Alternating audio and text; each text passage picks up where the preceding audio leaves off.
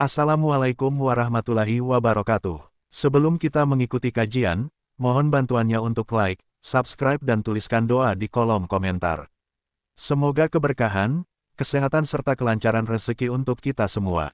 Amin, amin, amin ya robbal alamin. Ketika saya baca hadis termasuk alamatnya kiamat, itu banyak zina. Yang kedua itu wayur faul ilmu, dan ilmu itu hilang. Ilmu apa? Hilang. Jadi kalau baca itu di Bukhari di Muslim itu nangis sejadi-jadi. Kalau bereling hadis itu nangis, dan saya takut anak-anak saya nanti, anak cucu kita nanti akan mengalami masa kebodohan masal. Kebodohan masal misalnya gini ya, nanti kalau ulama gak cerewet hadis kula, tidak mau ngomong hukum, itu nanti uang kuwalak-walik. Jadi misalnya begini, ini saya ngomong di mana-mana, terutama sama santri-santri saya ngomong di mana-mana. Dalam kasus maksiat itu ya ada etika. Misalnya orang yang di niklab atau orang yang misalnya yang ngorder orang nakal, itu juga ada aturannya. Misalnya Rukin daftar dulu, ya Rukin yang dapat dulu. Setelah itu Mustafa, setelah itu Mas Tri. Nanti yang gelem antri namanya anak baik. Rukin itu anak baik karena mau nopo antri. Nanti yang transaksi dan bayar namanya anak baik. Mergo dekne yo hasil zina yo bayar namanya anak baik. Kuatirku nanti kalau ilmu itu sudah hilang, nanti kemaksiatan sudah ada. Sing ono kok gelem anak baik. Dia tetap zina tapi gelem anak baik karena dia zinanya ya bayar ya mau antri. Paham ya? Orang melihat konser yang pornografi, yang mempertontonkan aurat. Kalau masuknya pakai tiket, namanya apa? Penonton baik. Tapi kalau munggah-munggah ribu gak ada tiket, penonton jelek. Padahal cara Allah sama jelek nggak mergodolah porno. Paham? Lu boten ilmu itu pasti nanti hilang. Dan itu yang pasti dimaksud Rasulullah wa yurfa'ul ilmu. Ilmu itu nanti hilang oleh etika sosial. Meskipun dalam etika itu terjadi kebobrokan agama. Itu yang paling saya takut. Nanti itu kebaikan itu dalam keburukan. Yaitu tadi orang nonton konser pornografi asal kamu bayar dianggap penonton baik. Kamu nonton kok ngarep ben bayar. Terus tengok penonton itu baik. Wadah delok ngiler perkara pornografi. Tapi karena dia bayar dan anteng dianggap penonton baik. Karena dia dilem orang baik, dia tidak pernah introspeksi kalau perilakunya salah. Paham ya? Nanti itu pasti maksudnya Rasul itu begitu. Itu di sarah-sarah ada, tapi saya memahami begitu. Nanti pasti hilang. Makanya saya bersumpah sampai saya mati pun saya akan ngomong ilmu. Meskipun ulama kayak saya itu tidak populer. Saya itu sering dikritik sama teman-teman saya yang dari pidato. Gus ini apa jenara gelem pidato? Nggak jadi kalau pidato gak pede, nanti nuntut ngomong kulo. Kita jawab tenan, nggak siap. Nguruknya gue lah jawabanku. Gak usah gus kayak orang satu aku rarok ya, tapi tetap sering pidato. Iya, macam-macam. Nggak gini terus kalau tenangan. Jadi nanti wayur faul ilmu itu begitu. Ilmu itu akan hilang karena kalah oleh etika. Etika dalam kemaksiatan tadi. Makanya saya pernah punya santri, dia itu punya toko konten. Dia ngeluh ke saya coba. Sebelum Dewi jenengan itu benar. Jadi wong soleh itu butuh nyali. Tapi ini cerita. Pegawai negeri PNS itu kan punya gaji tetap, paham ya? Gaji apa? Rasa tersinggung, biasa wah itu. Anggapnya mau mengarpe pangeran gue tak kayak itu. Kalau kayak modal longor. Itu apa? Satu murah. Dia itu punya toko kelontong. Ya, gue pakai PNS karena bulan 3 juta, gue aja dikit. Lalu itu lah, uangnya rokan gue secara teori santri yo, buka aurat jenenge rokan. Tapi tak belajar gue bayar, jadi tak anggap pembeli yang baik. Tidak jatuh ya rokan, kawasan ketat, tapi pembeli yang baik. Mereka bayar. Kalau ditutup, soalnya berdiri yang muskolah di masjid, tapi tak belajar. Nah, jadi nyulayani kan. Pembeli yang tidak ulangan saya proses uang itu gua masuk be uang soleh jadi kalau si uang soleh mantel lo saya mau rapati soleh nyeneng no maksudnya rapati soleh perkara aurat itu perkara PNS itu perkara nopo aurat itu kan salah makam masih protes PNS ya itu kode ke pengurus masjid Pengurus masjid, dia sumbangan wong sing terkenal korupsi atau terindikasi korupsi nyumbang 10 juta. Yang tukang iktikaf 10.000 gegere gak karuan. Akhirnya pengurus masjid terbiasa nganggep itu orang baik. Mereka nyumbang 10 juta. Yang tukang iktikaf nyumbang, itu ya termasuk ilmu itu, paham? Nanti itu zaman ngono iku.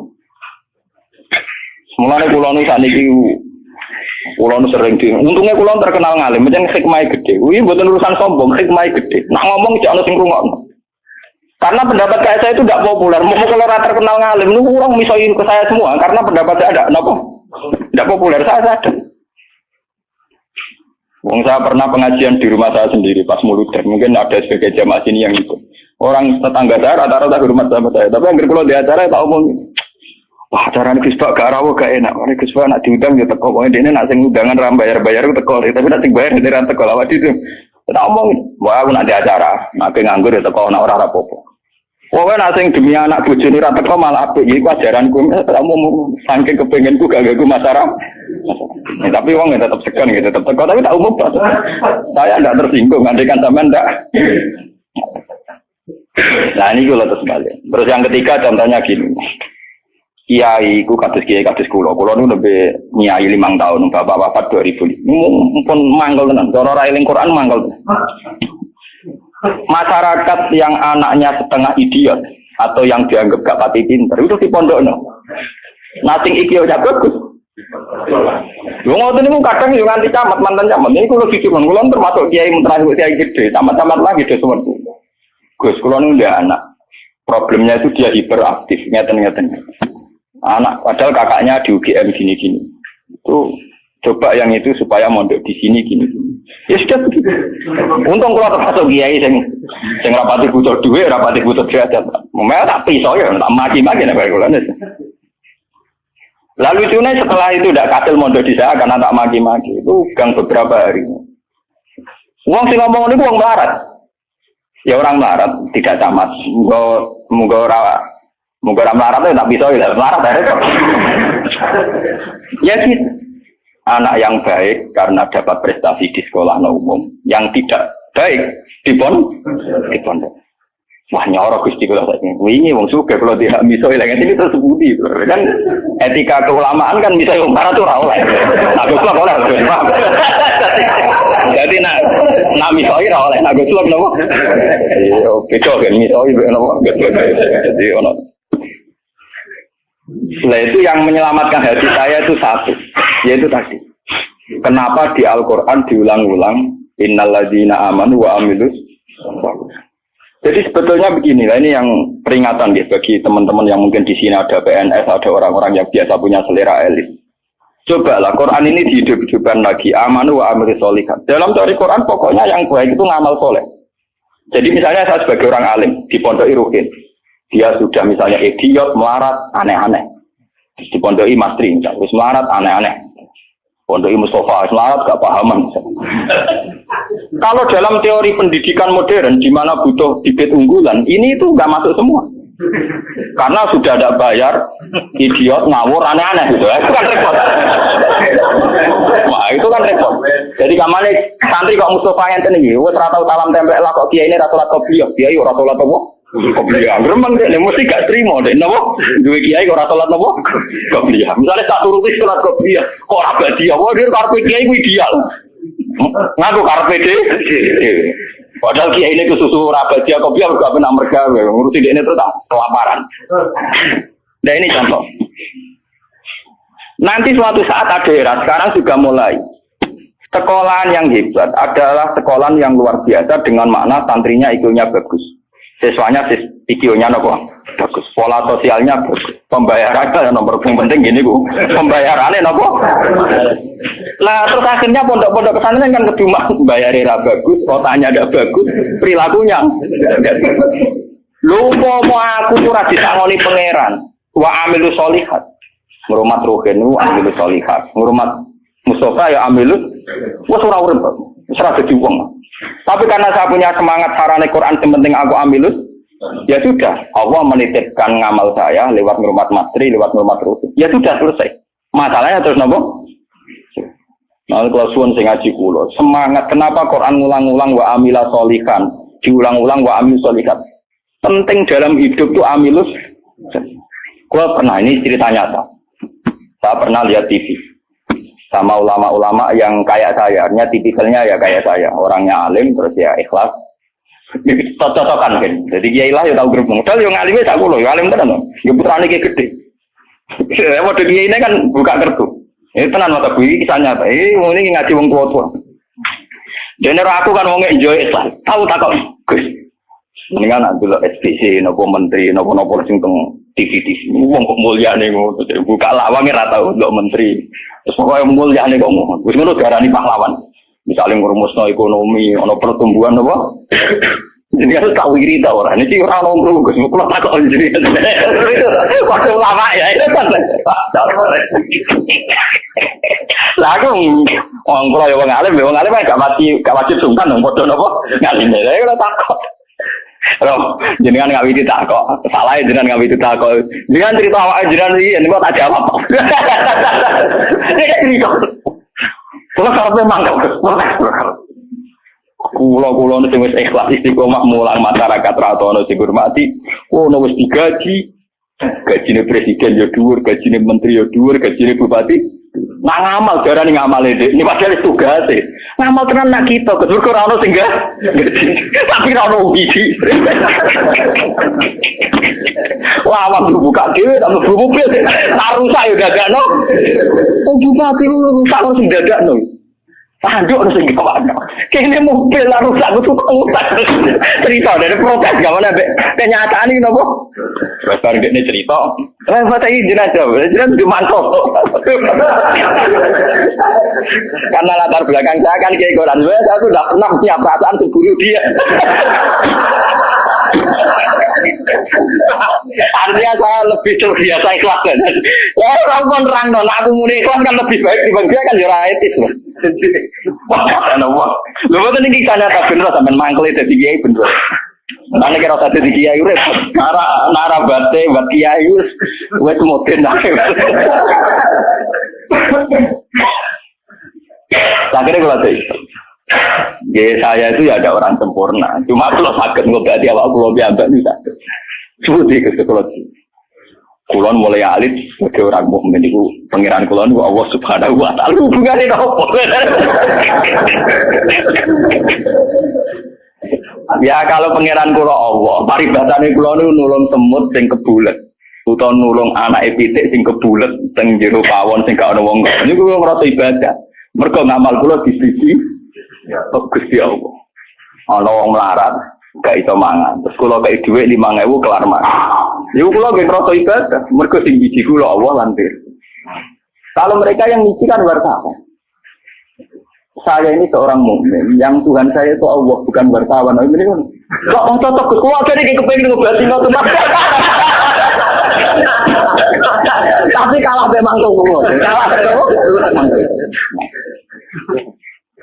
enggak artinya kenapa kiai-kiai itu bangga dengan amal-amal yang kecil, kadang mengekei santri melarat, rantok wedel, kadang ngekei iman. Itu karena iman sama aturan dasar, fama ya amal biskola jarrotin khairan yarah, wa ma ya amal biskola jarrotin syarran yarah. Sekecil apapun Anda amal, dinilai Allah. Ini penting kalau aturakan. Nanti ada wila batu jahli, ada kebodohan nopo masal, di mana orang yang rapat tentang ketahanan pangan karena dihadiri menteri dan tetap-tetapnya. Orang itu dianggap berprestasi karena mempertahankan pangan, kuota pangan cukup, bulog cukup. Padahal hakikat yang mempertahankan pangan itu siapa coba kalau per individu? Ada tukang becak miskin. Dia hari itu tidak bisa makan, ditolong sama tukang becak diutangi 20.000. Anak istrinya jadi apa? Makan. Dan di mata Allah yang menjaga nyawa tukang becak ini adalah temannya tukang, bukan pejabat-pejabat yang rapat di hotel berbintang. Meskipun saya ngakui fungsi mereka, tapi kalau saya disuruh ngakui fungsi mereka juga harus ngakui fungsi sosial yang dilakukan rakyat. Saya pernah juga diperut, apa jina ada alur fungsi menteri? Lalu aku ke ngakoni kono kudu ngakoni adil, orang kau ngakoni kono ora, lah bangkune. Kok penak? Kalau sama-sama kita beretika, kalau saya ngakui fungsi mereka juga harus ngakui fungsi kita. Makanya saya itu kalau melihat petani di sawah, dan itu sebagian anak-anaknya mondok di saya, itu kalau saya nyeritani ngoten, Pak, yang rapat-rapat ketahanan pangan di hotel-hotel itu hanya rapat ketahanan pangan. Sampai sebagai petani yang tulen, itu yang hakikat mewujudkan Pak. Sampai jangan kecil hati, saya dan di mata Allah Andalah yang mempertahankan pangan. Karena Anda belum jadi petani. Jadi itu banyak santri-santri wali murid yang bangga dengan saya. Wah, nah ngono berarti kalau wong top, iya wong top podo menteri pertanian. Nah, ini ya kalau menteri kan lapornya sama presiden. Kalau sampean tak latih laporannya biar Allah Subhanahu. Nah ini khasnya ulama. Lah saya nanti takut tadi yurfaul ilmu. Nanti itu kalau sudah ada ulama yang kecangkeman kayak saya, nanti yurfaul ilmu. Ilmu itu hilang sehingga yang dianggap prestasi ketahanan pangan misalnya ya menteri pangan sama pejabat bu. Saya ngakui mereka berjasa, tapi kalaupun mereka berjasa kan digaji ya. Nah, kan digaji itu. Paham ya? Nah ini kembali ke Quran tadi. Makanya saya tetap bangga dengan Quran. Quran itu spiritnya spirit ngamal. Amilus solihat. Sama ya'mal wetkolam perrotin khairai. Nah kemudian memang ilmu ini kelihatan biasa saja. Karena ya nggak ada yang menjelaskan. Makanya kalau syukur bagi jenengan belum ngurungokno ngaji Quran. Saya tidak bangga karena sampai ngaji saya enggak.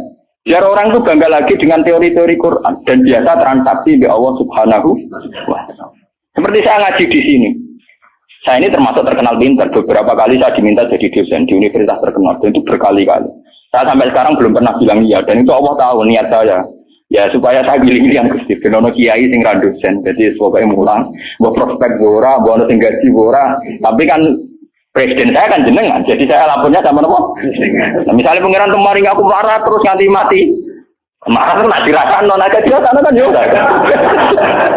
Jadi saya sampai sekarang itu mulai dulu saya mondok itu ya marah. Tapi tak tahu kalau rasanya marah. Nanti saya ini cara ukuran kiai selevel saya ingin marah.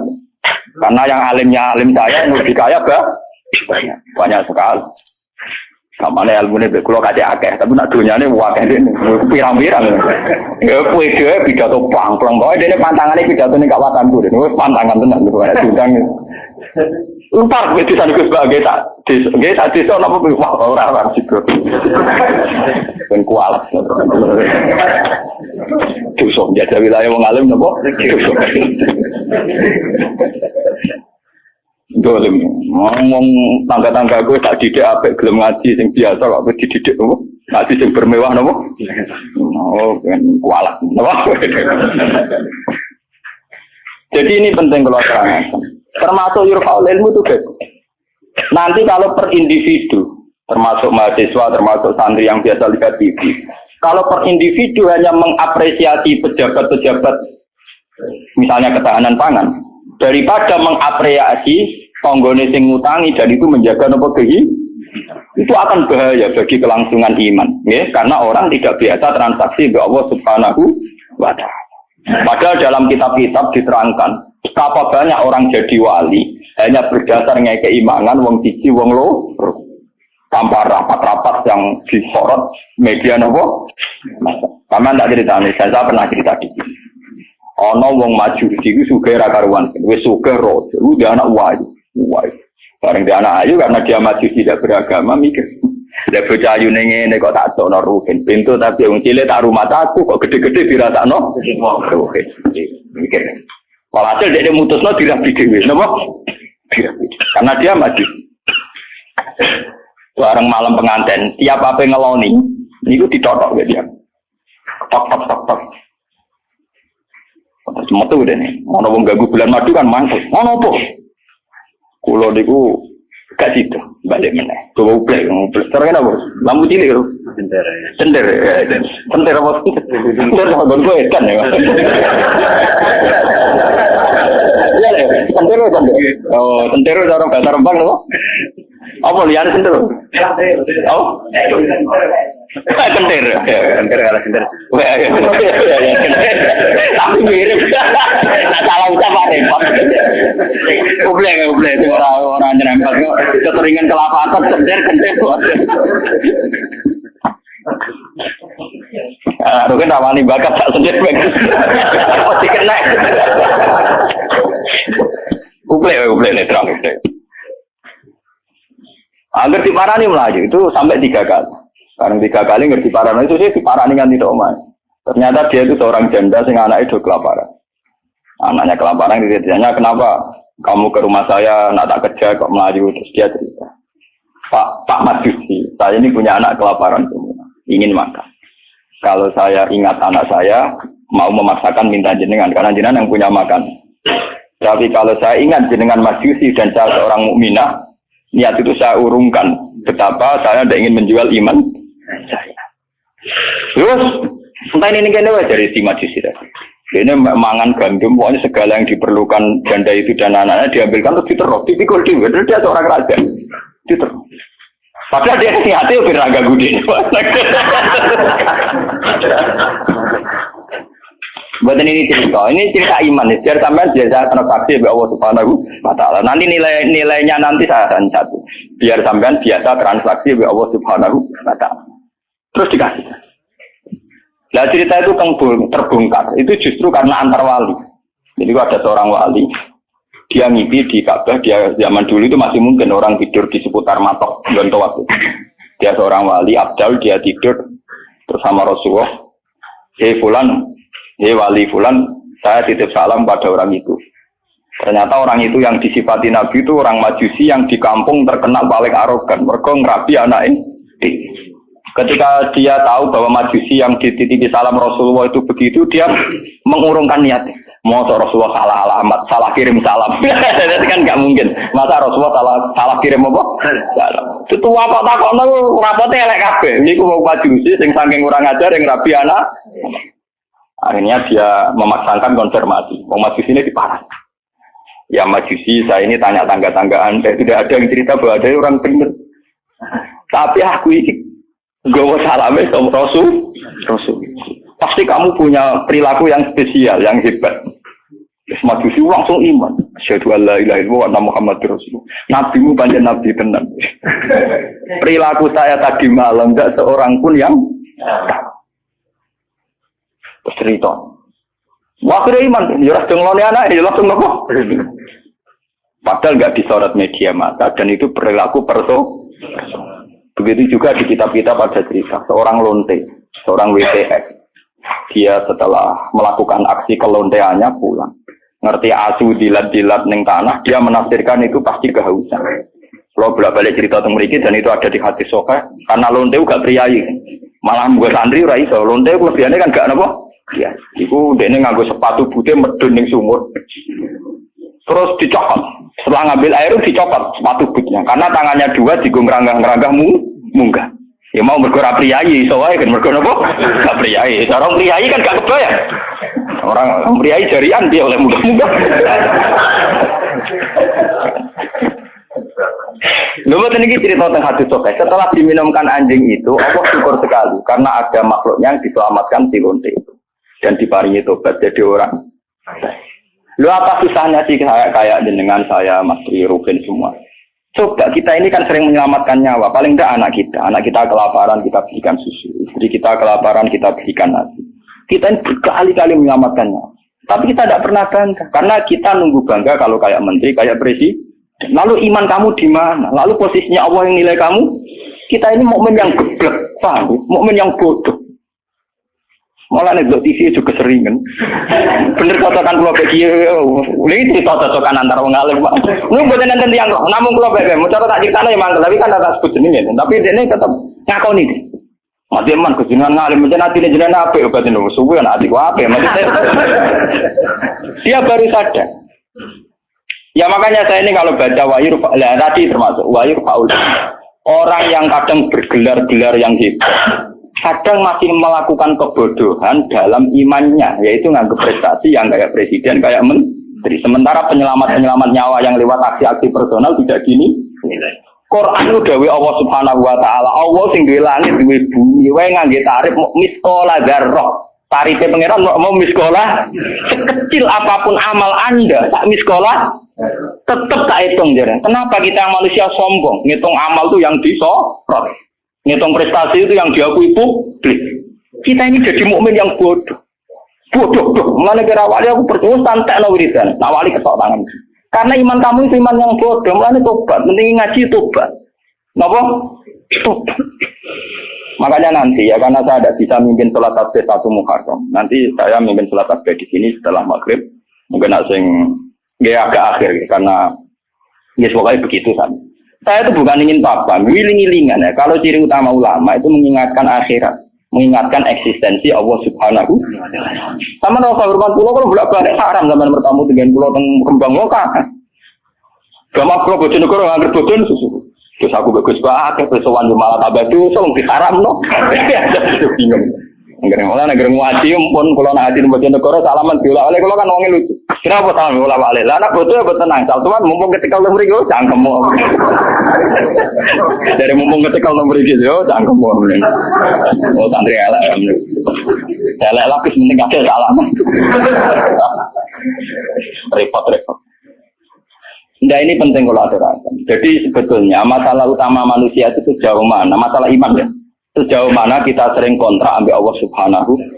Nah ini juga yang dilakukan Rasulullah. Ketika ada sahabatnya yang sudah pinter, karena tidak meminta beliau urusan dunia, ya tidak minta beliau urusan apa? Dunia. Nabi hanya minta fa'inni ala nafsika bikatrotis. Aku jaluk tulung kue. Yang penting kue sujudem ya sering.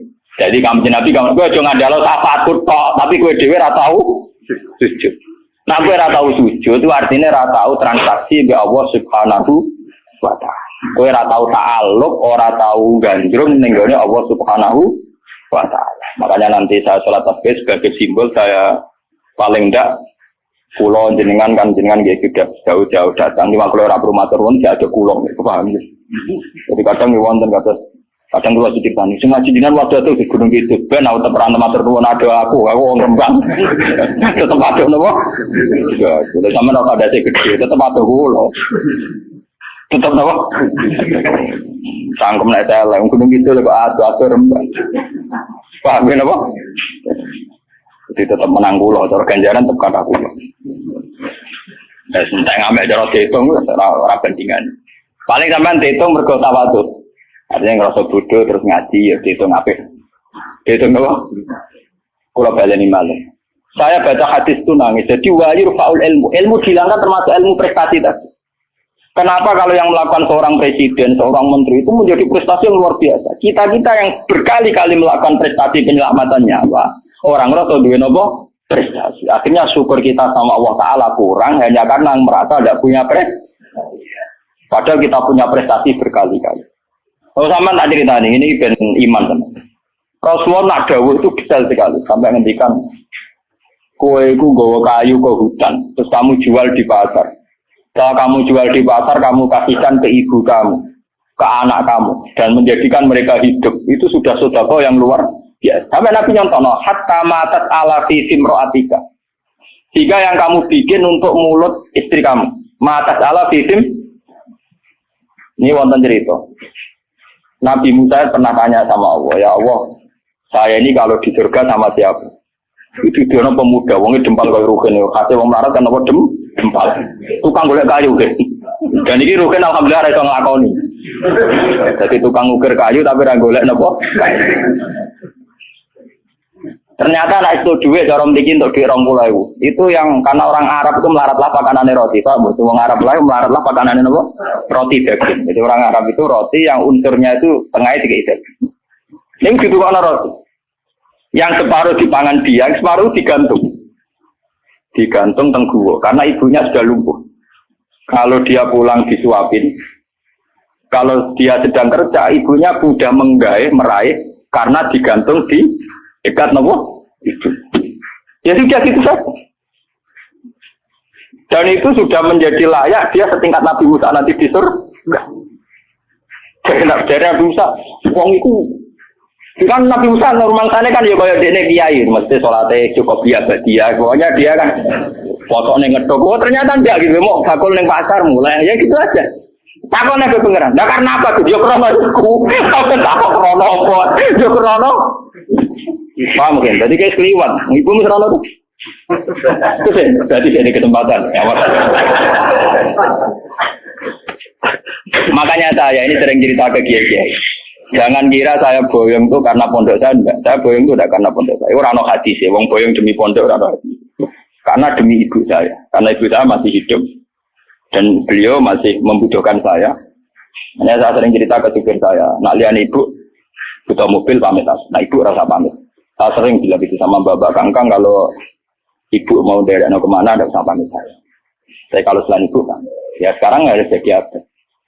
Itu kita ini harus bangga dengan prestasi-prestasi yang dicontohkan Rasulullah Shallallahu Alaihi Wasallam. Tapi kita ini sebagai mukmin bodoh, kita kan lihat TV tadi.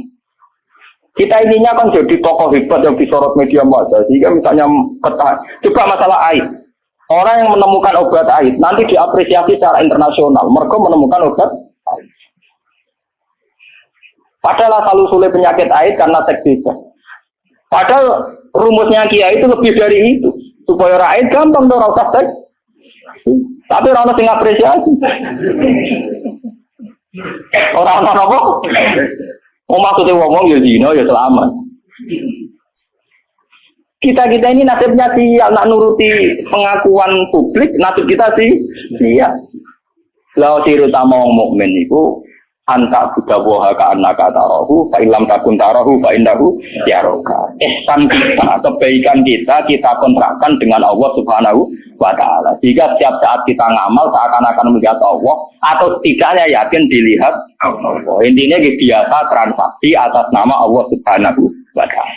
Alhamdulillah, demikian pengajian kali ini, semoga keberkahan, kesehatan, keselamatan selalu diberikan Allah Subhanahu wa taala kepada kita semua. Amin, amin. Amin ya robbal alamin.